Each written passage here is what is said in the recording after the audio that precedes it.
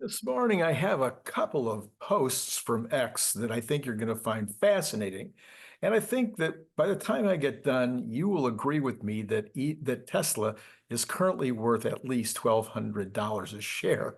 So, have you ever heard of Ashlee Vance? If you've been in the community for very long, you will probably know who Ashlee Vance is. If you're new, you might have kind of missed it because many, many years ago, I want to say 8 years ago, Ashlee Vance wrote what was at the time the only biography of Elon Musk. It was called Elon Musk, Tesla, SpaceX, and the Quest for a Fantastic Future.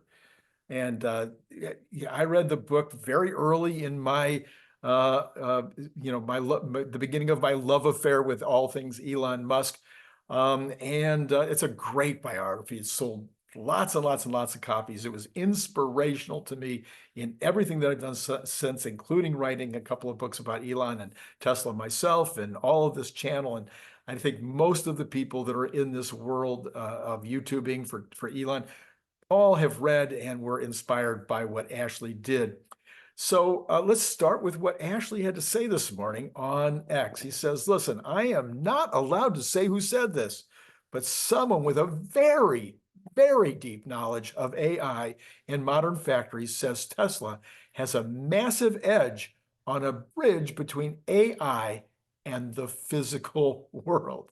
Now, I don't want to denigrate Ashlee in any way, shape, or form. The guy is very, very bright, and he's done other things besides this biography that have proven his capabilities.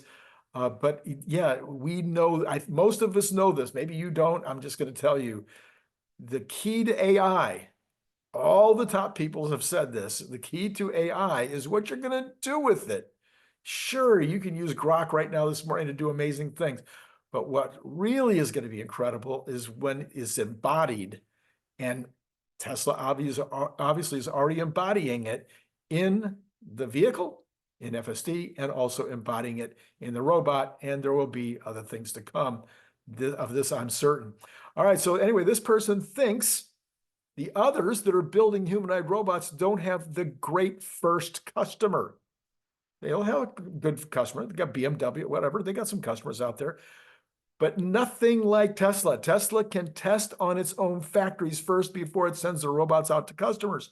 The AI builders, meanwhile, don't have such factories. So this is massive, okay? Tesla has not just one factory. They have multiple factories around the world doing all kinds of things. They don't just build cars. They build the components for cars. They build seats. They build, computer chips. I mean, they built all kinds of things in these various factories. So they have all kinds of ways that they can put the robot to work. They got warehouses, they got batteries, they make batteries. I mean, massive, massive things where they can test the robots in all kinds of applications.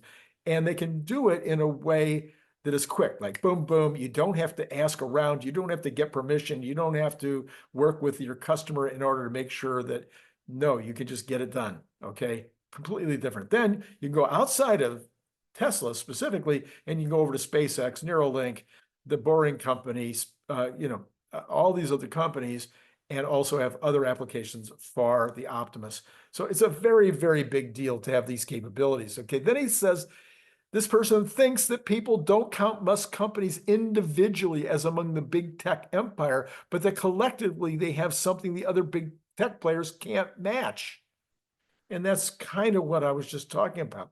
He says, I think that it will be extremely important when the physical part of AI starts to kick in. Being able to bridge the AI into the physical world will be extremely massive. I think none of the other companies will be as able to follow. So we've talked about this before, that Tesla is one of the top, maybe Elon Musk companies combined probably are at least at and are equal to any other company out there. Microsoft and everybody that's playing in the space of AI, Elon is right there at the top in terms of the regular things they're doing, like large language models, etc., but also right there at the very top, beyond the very top in terms of taking it from computers to actual embodied activity. And then having the ability to take that and turn it into a product that's useful in mass. So there's already 6 million plus vehicles out there that are ready to go. And who knows how many Optimus there are. But once Elon starts building Optimi, he'll be able to build them very, very fast. And nobody else has the capability, not even remotely the same kind of capability. Some people have a tendency to wave away the complexity of how difficult it is to build complex factories and warehouses that Tesla already has in place. Yeah, and Tesla can build a new factory if they decide, okay, we want a factory dedicated to Optimus, not a big deal, can put it up probably in 9 months someplace and be making massive numbers of Optimus if that's what they Optimi at that point. He says, I am still fairly long Elon empire companies. I've written about Elon's universe of companies for a long time, but had perhaps underestimated what this person was getting at, what the person he was talking to. Not Elon. He's not underestimating Elon. He's underestimating what this person he's talking to is saying about the combination of Elon's capabilities. We have a ton of robotics AI startups now. I don't know. It will remain to be seen how much of an advantage having actual factories is. But this felt like an interesting data point to share from someone who has lived across these worlds at a very high level. It is super unique that Musk company can drag people from Tesla, for example, to stand up a GPU data center for Grok in a record time too, and now have Grok in this short a period of time at the same capabilities as ChatGPT, at the same capabilities as the products that are being produced by Google, et cetera, et cetera. He says, I guess GE might be a historical comparison as a conglomerate that stretched across major industries. Yeah, so GE would be a great example, although they probably were too disparate. Their factories were making things that didn't really, there wasn't a lot of, you couldn't mix and match them quite as easily as the Tesla empire. But what they had at GE was very similar, and maybe the better example is Bell Labs. Just listening yesterday to the All In podcast, and they were talking about what the Bell Labs did in terms of original science. I think that's way more like what's happening at Tesla, not only doing the original science, but then able through the Bell companies to be able to produce the outcome. So Bell invented things like the transistor radar. I mean, it just goes on and on. I didn't know all this till I was listening yesterday, but that might be a better example are the Edison companies, who are also doing a lot of original science and created a massive explosion of competencies. And that probably is more, these are better examples, but GE is a great one. Musk company seems to benefit from keeping the company separate and more nimble, but having one common CEO who can put people where he needs to put them whenever. He says, is there a real historical equivalent here? And I would say absolutely not. Then Gary Black, he doesn't normally write longer posts, but today he did, yesterday rather, and so let me take you through this. He says, I'm looking through the recent 13F filings. I get why some institutions don't own Tesla, despite the extraordinary potential of unsupervised FSD. Tesla looks expensive at 90 times full year 2024 earnings, and full year 24 and full year 25 earnings estimates are continuing to fall. Okay, that's where the institutions are thinking. That's what they're thinking right now. He says, that said, I can't understand why anyone with half a brain would start Tesla with unsupervised, would short Tesla with unsupervised FSD about to become reality within the next 6 to 12 months. Now, this is Gary Black now saying he believes maximum out there 12 months before we have unsupervised FSD. And of course, that also means robotaxi. He says the analogy that was highlighted on the first quarter earnings by Elon Musk, the analogy was comparing Nokia flip phones and Apple and Samsung smartphones. This is about to repeat with Tesla smart cars that can not only drive themselves, but can anticipate other drivers' needs and become as life-changing as iPhone became. Unsupervised FSD will be a massive demand driver, leading to one or more licensing deals with other OEMs and increase the FSD take rate. I have no doubt that Elon Musk is right, that once Tesla fully solves autonomy and once Optimus is in full production, anyone short the stock will be obliterated. Okay, so let me take you through this very, very quickly. Rivian, just a few years ago, was valued at $100 billion. Rivian was valued at $100 billion when they had no factories, when they did not have the ability to make a car, when the car itself was barely it's just a concept car, and it was valued at $100 billion. Now, what was the upside for Rivian? Maybe $100 billion in sales. I mean, $100 billion, there aren't many $100 billion companies, right? I mean, Tesla just got there after, what is it now, 17, I'm losing track, I think 18 years, right? Since it was started, 2016, so it's 18 years. So after 18 years, Tesla is finally at $100 billion in sales. And so maybe the upside on Rivian would be $100 billion in sales, okay? And people were willing to pay $100 billion for the optionality, that's it, just the optionality, that maybe this unproven CEO and this unproven vehicle would be able to get to $100 billion in sales or more, and they were paying $100 billion for that option. Now, let's compare that, let's say, to full self-driving. Let's compare that to, let's say, robotaxi. Okay, we have the factories, we have the chip, we have the data center, a huge, massive, maybe one of the largest, well, the largest training computer in the world being put in at Austin. We have maybe the largest training computer in the world, again, in Memphis, which isn't a Tesla product, but it's available. And then we have another massive dojo computer being put in Buffalo, all those things that are going to be operational within months. So those things are already in place, are being put in place clearly. There's no question that those are going to happen.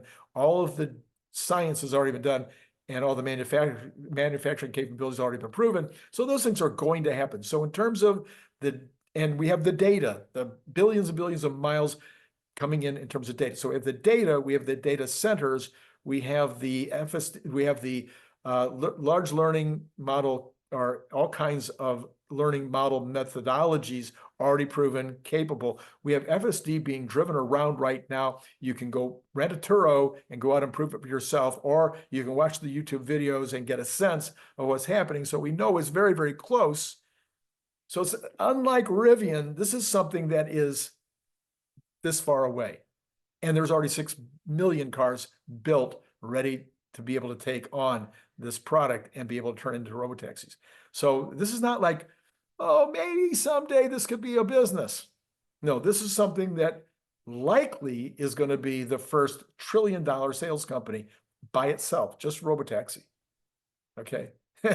Just robotaxi by itself is probably going to become the first trillion-dollar business. I think Walmart is around 650 billion in sales. I haven't looked recently, but it's in that order. And robotaxi will probably be larger than that. And it is a the margins will be large. And so the $1 trillion in sales will come down in very large profits. So if you're looking at that and you're contemplating the Rivian at $100 billion valuation with nothing, and you've got all of that already in place with regard to robotaxi, what would robotaxi be worth? Well, let's say, just for fun, let's put it at $1 trillion. A company that's going to do $1 trillion in sales at very high margins, not a company that's going to do $100 billion in sales, maybe someday, possible, at very low margins, auto business compared to an AI business. Okay, so let's just get $1 trillion. Okay, so if it's worth $1 trillion, that's roughly $300 a share, right? Okay, let's give it $300 a share. Now let's look at Optimus. There is nothing, never been anything like Optimus. It's off the charts, the biggest product opportunity, the biggest company opportunity ever in history. Now, is there a sample? Have we seen a product? Oh yeah, we've seen the product. Oh, we've seen other people be able to do similar things. So we know that it's a real possibility. We've seen the product actually doing useful tasks. We know that, again, the data centers are in place. The chip is already designed and capable. We know what the chip can do.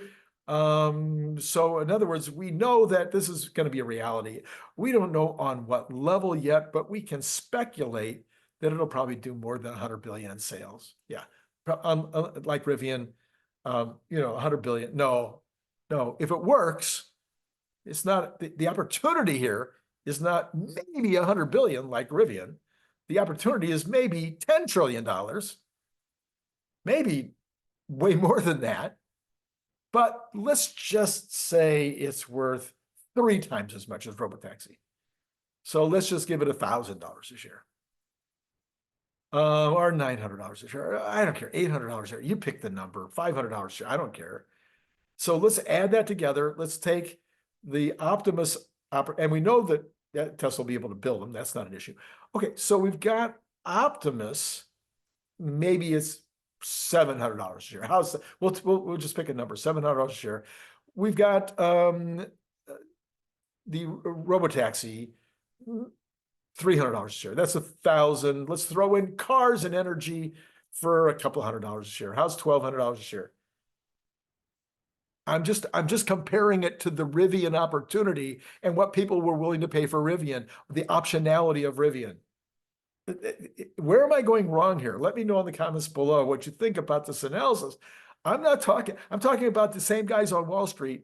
They were willing to pay $100 billion for Rivian. Shouldn't they be willing to pay a few trillion for the combination of Robotaxi and Optimus? Makes sense to me. Hey, listen, if any of this ever has any value to you, could you hit subscribe? Could you like? Could you hit notify? And then down below, maybe chip in $3 a month, half of a Starbucks cup of coffee. Maybe it's less than that now. I know it's 1/5 of a McDonald's. I forget what it is. Big meal, something. I don't know what it's called. Isn't that $15 now? So 1/5 of that would be $3.